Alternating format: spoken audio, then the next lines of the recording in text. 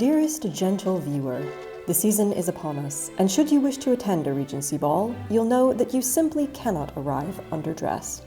But even today, it can take a village to make something as spectacular as a court suit. We took this opportunity to follow the process of 3 different types of makers: a specialist in historical reconstruction, a modern-day Broadway tailor, and a home sewist, to compare our journeys and techniques. 3 makers, 1 final look. So I'm Bernadette. My focus in costume making is historical reconstruction, looking at research, looking at historical garments, and interpreting them using as many historical techniques, materials, evidence as we possibly can. And the purpose of this is primarily for research and education, to get a better idea of what humanity was like historically. My name is Alexa. I'm a professional tailor for film and TV and Broadway. I specialize in men's jackets and vests. It's less about historical technique, although there's a lot of hand finishing involved, but it's more about perfection of silhouette and smoothness of the garment and how fast we can make these. You are fast. Yes. Like the speed at which you work blows my mind. I'm Danny. I would consider myself to be a hobbyist or a home sewist. I typically work on cosplay or historical projects just for my own entertainment. I've been editing for the channel for 4 years now. So I would say I have more knowledge than the average person. But even in historical work, there is still that creative interpretation. So we've got 3 different makers using 3 different historical approaches to this project.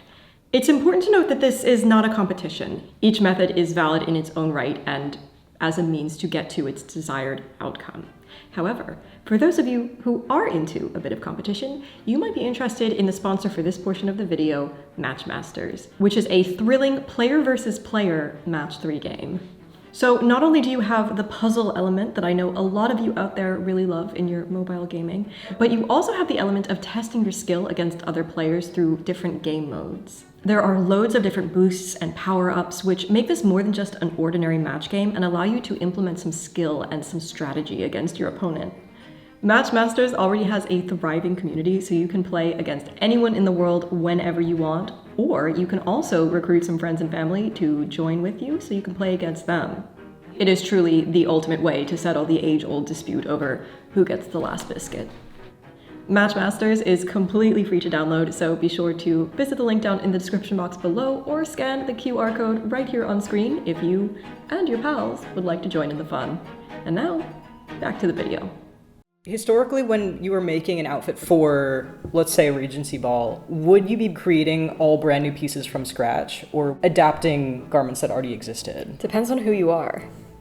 So if you're like top fashion bro guy, gotta have the newest, latest fashions, and you have unlimited money, you're going to your tailor and being like, I want a brand new waistcoat, and I need it for the ball tomorrow. And the tailors had embroidered panels, yes. And the client would just go through and pick and be like, ooh, I like that one, I want this one. Not everyone had that sort of resource, so you'd wear a waistcoat that you already have. If your waistcoat is slightly older in style, you would adjust the waistcoat. However, the interesting thing about court dress is that it follows tradition. So despite the fact that by the Regency period, the waistcoats are shortened quite significantly, when a person is invited to appear at court, there is expectation that you will dress in a more traditional manner. And by traditional, in the Regency period, they tend to mean more 18th century. So the waistcoat is actually cut a little bit longer than would have been fashionable in this period, but we're not going for fashionable, we're going for traditional. As the waistcoats change, the coats also change slowly throughout the period. So if you're going with a specific length of waistcoat, you want to ideally make sure the coat matches in period. So we have this gorgeous waistcoat that right now, it doesn't really fit anyone. It gets displayed sometimes, but I thought it would be nice to have the waistcoat resized so that it could be worn to an event, to a ball, to a very historically appropriate event, as it was meant to be worn. So we did have a good jumping off point of the time period and the silhouette that we were going for, which was great. For pretty much all my projects, I start with a design sketch. I want to know exactly what I'm looking for, because if I go into a fabric store without an idea of what I want to do, I will be in there for 9 hours, and you know this. We ended up splitting up the work process. So you took the waistcoat, you took the frock coat, and I took the breeches, because we had about a month to get this fit together, which I'm very grateful for you guys wanted to help with.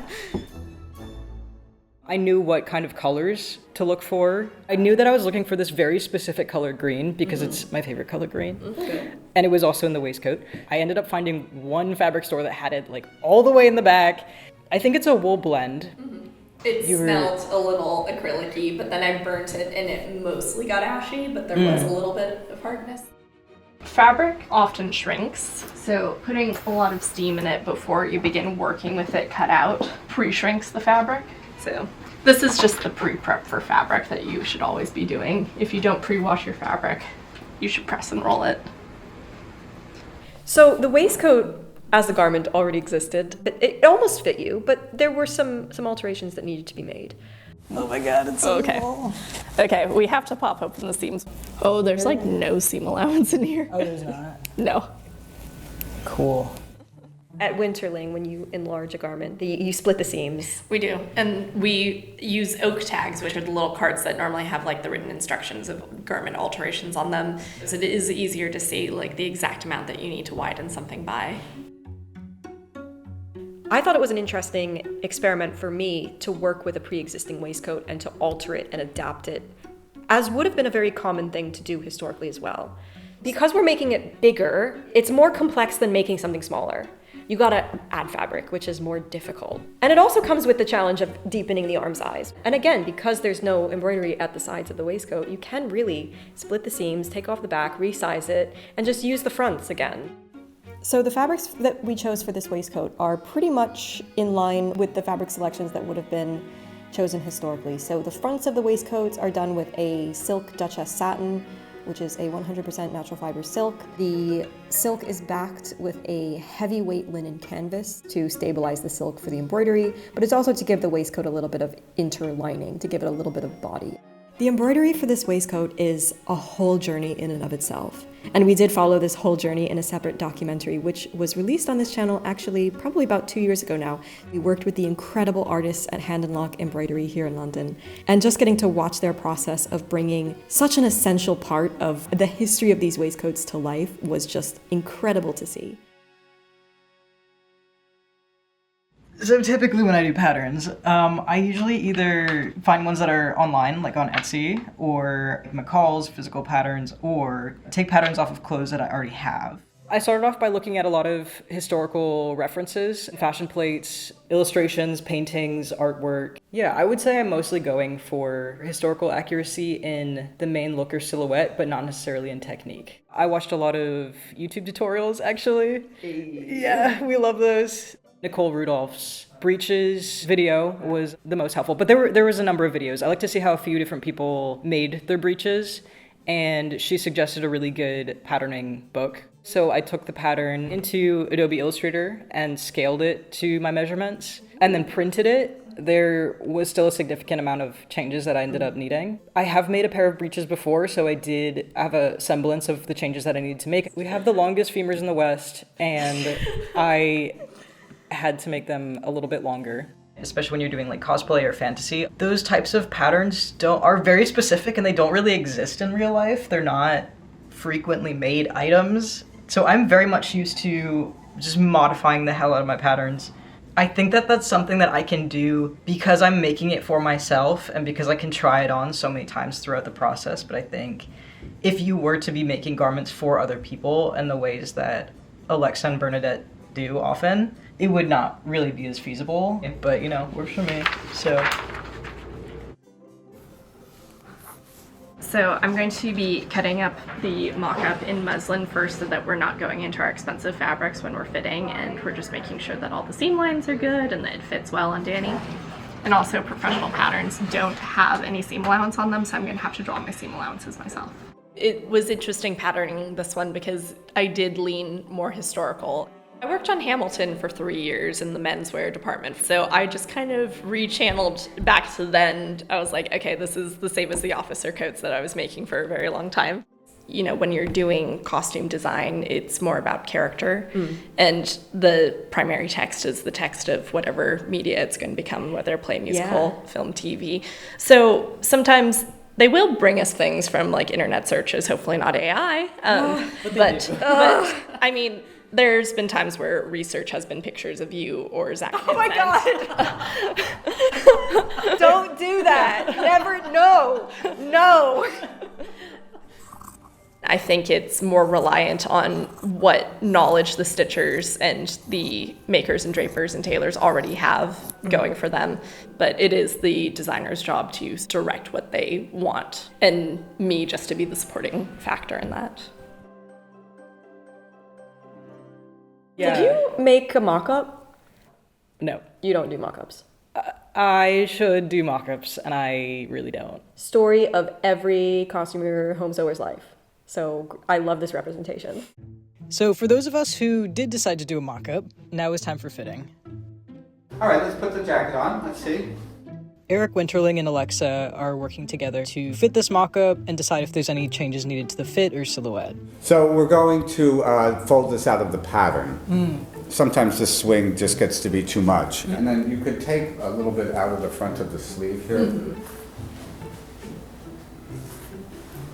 Literally a little off the top. That's better. It sounds Much better, yeah. Yeah. Looks great on you, yeah. I'm going to do some bound buttonholes.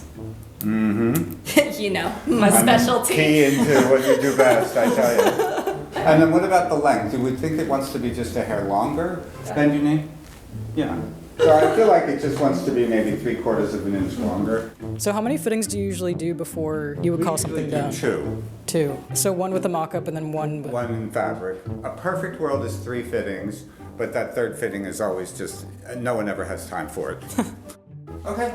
Okay, great. Yeah, that looks great. So this waistcoat was originally patterned by a previous assistant and was interpreted from 18th century historical tailoring diagrams. There is a lot of evidence of how these waistcoats were cut, how they were drafted, and all the embroidery details and designs that went onto them. In terms of patterns, I try as much as possible to go back to a primary source. Sources like Nora Waugh and Janet Arnold, who take patterns of original garments. They are technically secondary sources because they didn't exist in the period. However, they're working with original garments. But, we try and do primary sources as much as we can. Internet searches are getting progressively unreliable today. So find the names of people who existed in this period. You go to the library, you can read the original text in their original fonts. You can go to the museums and look at the original garments. You can see the slant, the direction of the felling stitches, and understand how the maker was holding their hands. If they were going this way or if they were going this way. That's going to change the direction of the stitches. It is very historically accurate to use as little as possible. So trying to reduce the amount of material as possible not only will save you cost, but is also the more historically appropriate attitude to be working. Fabric was so expensive that if you're getting what you need, that's luxury. I think something really interesting about modern costuming in comparison to that is that it arguably is very divorced from the socioeconomic time that it came from. We're doing these recreations that don't necessarily have regard for the fabric waste that would have been a bigger deal when fabrics were just exponentially more expensive, or time that it took. I would argue sometimes we over-engineer, and it is necessary, especially for theater, to make sure these garments last for a very long time. I definitely do the piecing as period when I'm doing my own stuff because I have to be more economical about it. But when these productions are buying as fabric, they are expecting a level of perfection that you should not be piecing. A front panel would have to be recut rather than pieced. That's so interesting because historically you see front panels of court gowns full of piecings, no regard for grain. It just is the way. I now have all of my wool and cotton lining pieces cut out, and I'm going to go ahead and cut a couple pieces of fusible interfacing just of the waistband, just to make that a little bit stiffer. I think that's all I'm going to do on the interfacing, because the wool itself is already really thick. Yeah, that should be good. Tailoring specifically is use of interlinings inside the fabric to elevate it and make it more couture or more tailored. You put things in between so that you have structure. So there's going to be a special kind of canvas inside your collar to make it stand up because we wanted to hit your cheek like this. And if it's just 2 pieces of fabric like this, it's just going to flop. So the Hymo is tailoring canvas, and it creates really smooth fronts. So this is very modern tailoring. And you start to see versions of this in Regency. However, it's not going to be as heavy of a canvas. And if you put this in the washing machine, I will kill you. There's so many canvases that go into tailoring. That's like my nerd shit. Like, I want the front of this pattern to be canvassed, and it's good for it to go at least a bit under the armpit to support the front of the sleeve, because then you get this nice kind of dip of the sleeve. And I want the entire front edge into the tails to be canvassed. I'm also going to draw something for my strong shoulder that is going to be cut out of horsehair canvas and needle punch.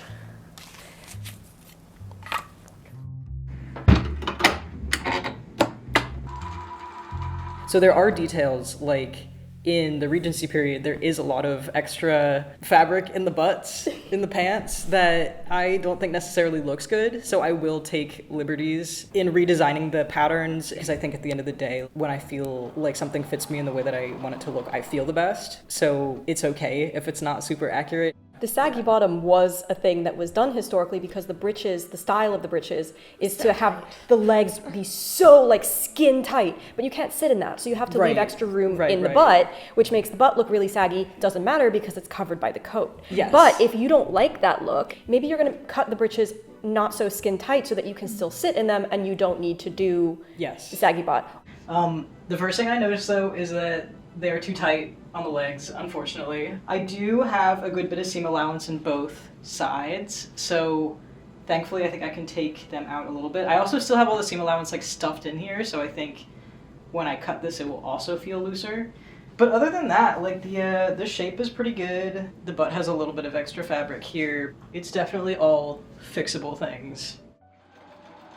So the sewing machine becomes widely available by the middle of the 19th century.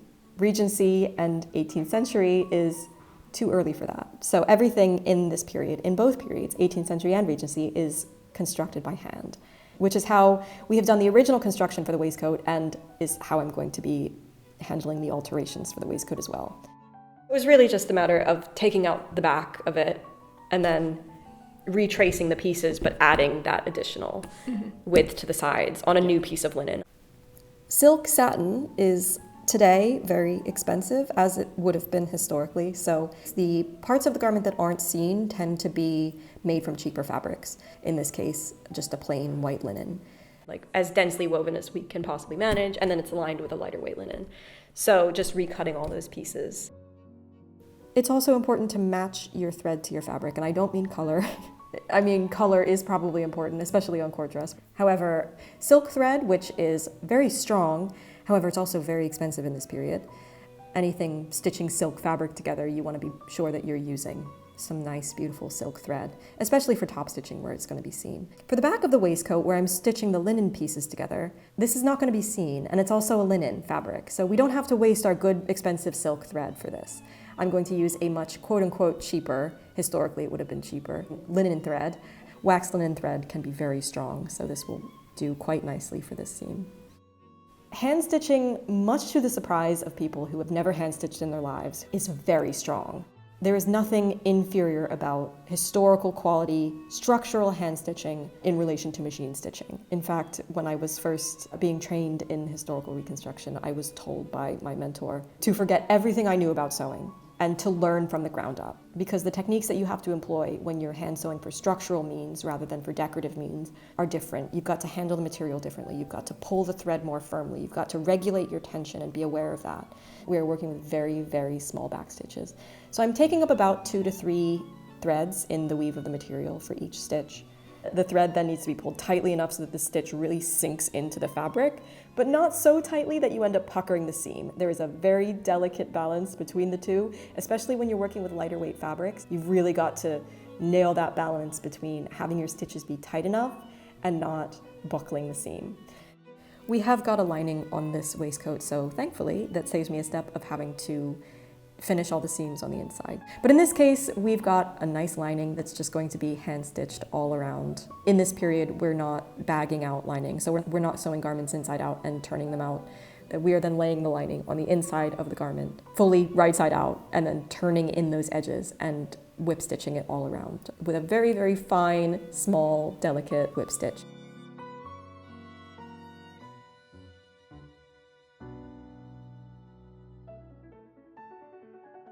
So I'm doing the buttonholes for the cuff right now, and I've already finished the ones for the pockets. And then I have one more cuff to do, and then I'm going to do your coat fronts, which is scary because that could mess up the coat fronts if I mess up. No pressure. No pressure. Essentially just making modern Welt Pockets without the pocket bag. And how many do you have to do on the jacket? 18. Easy. Easy. Tailoring is like 80% pressing. Yeah, you should always be working with your iron, especially with wools like this. Sewing is incomplete if you're not working with your iron at the same time. Ah, that's how the pros do it. Yeah. That's how everybody should be doing That's it. how everyone should be That's doing it. how your grandma does it. That's how you should be doing it. You heard it here first.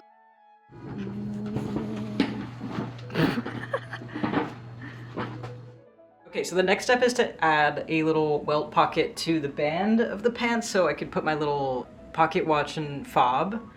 I don't actually know how to make a welt pocket, so I'm going to be learning how to do that today. I was supposed to do this like 2 days ago, and I ended up procrastinating by making this instead. So now it's been 2 days later, and I need to actually learn how to do this now properly. Not bad for the first try. We're going to keep going.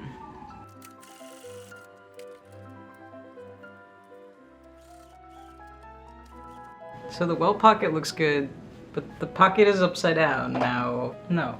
Yes? No. Yeah! Oh, okay, wait. Hang on. No, it's still technically upside down. This one is just really thick. Also, I think I could just do it cleaner. Ignore what's happening in the background. I think this could be cleaner. My technique is... Screaming, swearing. Yeah, bleeding on things and... screaming. Actually, I think that tracks for me too. Oh my god. Well, just based on you texting me, it's a lot of trial and error. For sure. Nice way to- That's a yeah. really good way to put it. If I don't have to do everything twice, it's not a sewing project for me. I am willing to do things, see that I don't like it, unpick it, do it again. That's And a I learning did- process. Yeah, for sure. And I then from learned garment so to much. garment, you learn so much, and Yeah. you employ that in your next garment. Yeah. It becomes better. Okay, cool. That looks good. I'm gonna go ahead and sew up the sides, and then that will be done. You know, even if you're a hobbyist or home sewer, that doesn't mean you should neglect the actual techniques. Even if you're not making things professionally or for other people, it's still a good habit to get into, which I've definitely been guilty of not doing for a really long time. Sometimes it is just taking things out and doing it again, and thankfully fabric is pretty forgiving. So I have my fronts, and I've done all my buttonholes, and I've made my pocket flaps that are going to go there. I still need to baste my tailoring canvas to my fronts, and that's so that we have nice and smooth and stiff fronts. Many people do the chest shaping by hand, and that's what they still do on Savile Row to this day, and also very, very fine tailors. It's just we don't have time for it. Ultimately, I think it's weighing up what makes sense for the time that you have. And the nice thing about the Hymo is I'm only grabbing it instead of the front, so you're not seeing any of my hand finishing. A lot of the tailoring techniques that are still used in fine tailoring on Savile Row today, such as patterns of interlining, such as pad stitching and shaping the garment, very closely match the process of tailoring in the 19th century, in the 18th century, all the way back to the 16th century even. So it's always so fascinating to see modern tailoring techniques and how actually similar they are to the historical techniques that would have been used. For Broadway costumes, do you also give them full pockets? Yes. Very rarely do we do fake pockets because really it's the same amount of effort you're just putting on a pocket bag. Yes. Today I'm doing a lot of hand sewing. I now have some seams on the inside that I need to finish, and then also the waistband as well. The waistband is now attached on the outside, and the lining just needs to be attached on the inside. I am a little bit rusty on the different hand sewing techniques. like knowing what stitches to use in what areas. So I am using none other than Bernadette's hand sewing book here. It is actually helpful, thank you.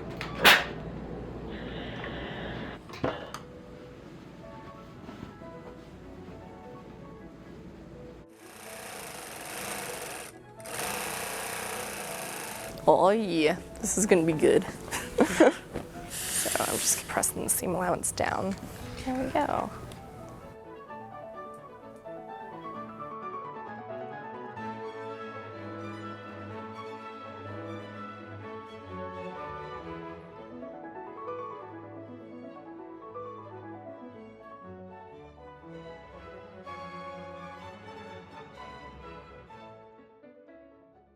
I don't know exactly what the cost difference would have been between modern day and the Regency period, but we have a lot of ways to make things faster. Yeah. So I imagine it would still be worlds cheaper to make this core suit now than it would be in the past. You'd have to be like at least a millionaire, if not one of the billionaires. Like that. This is what we're talking about. When you're hearing about Beau Brummel and like the King of France, these are the Kim Kardashians of these time periods. These are the sorts of people that we're dealing with here. And when we're doing historical reconstructions or we're doing costumes of, like, it's just helpful to have that in mind. The cost of the materials for me, it's part of the information that I'm learning. The person that was wearing a gown of 10 meters or yards of hand-woven, hand-dyed silk was royalty. Yeah. She was elite. She was noble. And it's like, okay, that becomes part of the story. But again, like in the Regency period, you wouldn't be purchasing garments at the rate that we do today. Like this would be something that you would pass down in your family. It's an heirloom. Yeah, it is. And we see this reflected in the wills. You know, when people bequeath things, we see this historically. People kept inventories of everything they owned because their items were so precious and important to them and expensive that, like, you see people's inventories of like this many embroidered waistcoats. Because everything had value. And when you're making something with the knowledge that it's in the world now indefinitely. Yeah, like they were made to be investments. Yes. They were not made to be worn for one event. Yeah. And then discarded. They were kept, they were passed down, they were resized, they were taken apart, they were reused for fabric, and you know, that's the nature of valuable things.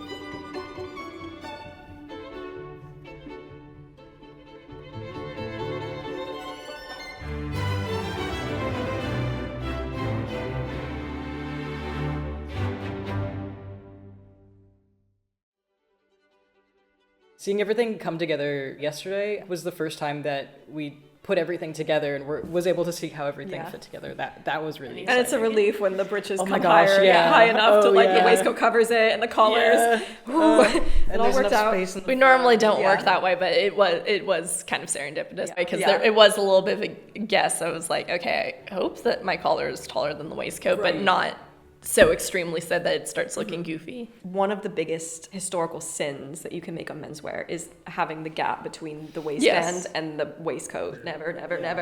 I'd argue that's a sin now. Well, it's a sin now, obviously, but like especially when you're doing historical costuming, like make sure your waistcoat covers your waistband. Man, I learned so much doing this. Yeah, I used your book. I used your book. Amazing. Link down below. Link in the merch shelf down below. Yeah. I use techniques that Alexa has shown me in past projects, like the Welt Pockets. That is such a hard one. I make mistakes. I had to redo your entire collar because it just wasn't sitting right. Sure. Yeah. I mean, my whole process is learning. So I'm like, you know, I'm never gonna be. Oh no, if you stop learning, you die. Like, that is if you don't believe in ghosts. Yeah. Because I will absolutely be haunting some museums. And still learning things. Yeah. I have technically been sewing for 10 plus years, but only very recently am I learning how to do things the correct ways. Oh my god, this is why I have such beef with the 10,000 hour thing. It's like, right, Oh, yeah, yeah. sure, you can do one machine stitch for 10,000 hours and you're still not going to be a competent But maker. also, what if you're doing it wrongly? Exactly. Yeah, exactly. If you're Yeah. not receiving feedback Yes. and trying things and experimenting with methods and interacting with a community of people who you can trade ideas with, like, you're never Yeah. going to improve. My biggest thing is having mentors. There's always people who know more and have more experience, and it's good to learn from those people. And like, I've been very fortunate to be able to work around those people every single day. I learn from the tailors that have been doing this like as long as I've been alive. This is like the crux of humanity, I think, is passing information from generation to generation. As this video proves, like, there are so many ways. There are so many different methodologies to achieving the same goal. I think having a community of people has been so invaluable to the whole process. Like having people like you guys who I can ask for questions. Eric was the one who gave me the tip about the elastic on the on the knee bands, and that's not something I would have even thought of. And it is so rewarding to see that I have something of good quality that I made myself. That I'm like, oh my god, like this is such a cool representation of the things that I've learned. And if you would like to jump in and feel involved in this project yourself, Hand and Lock actually have an embroidery kit of this waistcoat, which if you would like to learn some of the historical goldwork techniques that have been used on this waistcoat. They've got gorgeous embroidery kits over on their website if you would like to go check them out. You also might have noticed throughout this video that Danny, Alexa, and I all sat down and had a conversation about our processes, as well as our methodologies and opinions on historical dress. That sit-down chat ended up being about an hour and a half long, an hour long or something. And so we've decided to release the podcast version over on our Patreon. So if you are curious about costume making and want to hear more about any of our processes, do go to our Patreon and check that out. You can access that on the lowest tier. And thank you for supporting this channel. We cannot do projects like this without your support.